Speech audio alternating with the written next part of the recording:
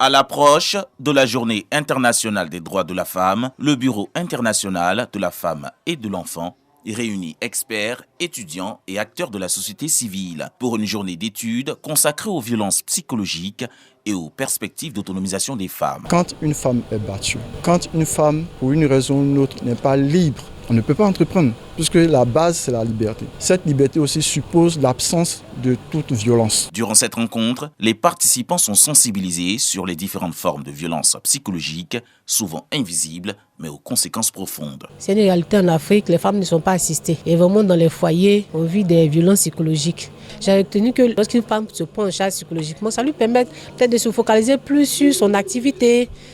Ça l'apaise. Un temps soit peu. Le ministre Danho Paulin, parrain de l'événement, a souligné l'engagement du gouvernement en faveur de l'égalité des genres. Je suis heureux que l'université Félix Houphouët-Boigny, qui est le temple du savoir, ait amorcé cette réflexion exhaustive, scientifique et rationnelle sur tout ce qui impacte négativement l'épanouissement de la femme, notamment sur cette violence qui est insidieuse et invisible, qui est la violence psychologique. Nous associons à cette réflexion en apportant notre parrainage et notre soutien à cette initiative. Au-delà du constat des violences psychologiques, cette journée d'études a également mis en avant des perspectives d'autonomisation des femmes, notamment à travers l'éducation, l'indépendance économique et l'accès à l'information.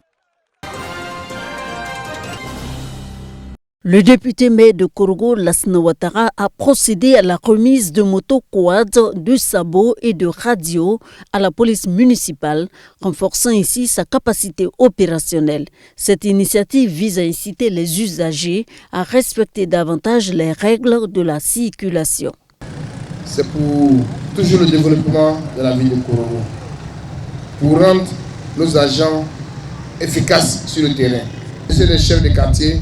Essayer de parler à la population, de vraiment nous aider de mettre l'ordre dans la ville de Korogo. Alors cela va faire que la circulation sera un peu plus fluide tous les jours et que l'indiscipline qui est déjà installée, petit à petit les gens vont s'en débarrasser. Au nom des bénéficiaires, le commandant de la police municipale a exprimé sa reconnaissance pour ce don qui facilitera leur intervention sur le terrain. Un agent qui travaille dans de bonnes conditions a une obligation de résultat. Nous vous promettons d'en faire bon usage. Profitant de l'occasion, le préfet de région du Poro, André Ekbonon, a rappelé l'importance de la police municipale. La police municipale a pour principale mission de faire respecter les arrêtés et les règlements municipaux.